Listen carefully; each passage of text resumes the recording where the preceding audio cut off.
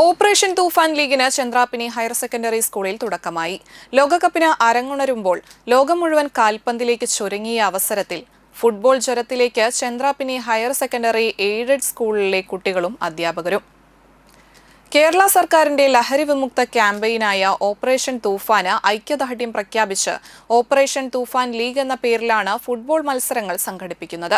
ഓരോ ഗോളും ലഹരിക്കെതിരെ എന്ന ആശയമാണ് മുന്നോട്ട് വയ്ക്കുന്നതെന്ന് സ്കൂൾ പ്രിൻസിപ്പൽ പി.കെ. ശ്രീജിഷ് പറഞ്ഞു. ലോകകപ്പ് ഫുട്ബോളിന്റെ ചരിത്രവും വർത്തമാനവും പങ്കിട്ടുകൊണ്ട് പി.ബി. കൃഷ്ണകുമാർ ഉദ്ഘാടനം ചെയ്തു. ഓപ്പറേഷൻ തൂഫാന്റെ സമകാലിക പ്രസക്തിയെക്കുറിച്ച് Kaipamangalam police inspector K T. Bijith കുട്ടികളോട് സംസാരിച്ചു.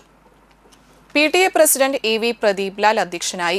സ്കൂൾ പ്രധാനാധ്യാപകൻ കെ.എസ്. കിരൺ, അൺഎയ്ഡഡ് വിഭാഗം പ്രിൻസിപ്പാൽ വി.ബി. സജിത്, LP വിഭാഗം principal V V. Ambili, administrator K.M. Anil, staff secretary Prabitha Prathapan എന്നിവർ സംസാരിച്ചു.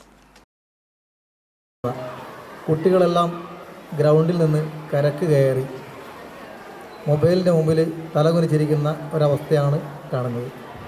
അതുതന്നെയാണ് എല്ലാ കുഴപ്പങ്ങൾക്കും കാരണം. മൊബൈൽ ഈ അഡ്വാൻസ്ഡ് ടെക്നോളജിയാണ്.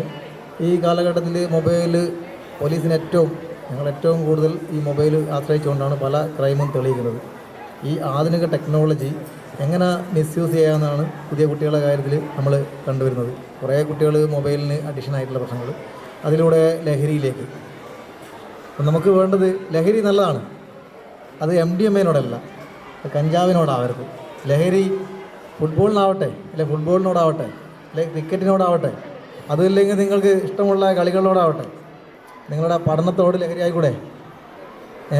സ്വന്തം കുടുംബക്കാരോടും അച്ഛനമ്മമാരോടും കൂട്ടുകാരോടും ഉള്ള സ്നേഹത്തിലൊരു ലഹരി ആയിക്കൂടെ? ഇത്തരം ലഹരികൾ മതി.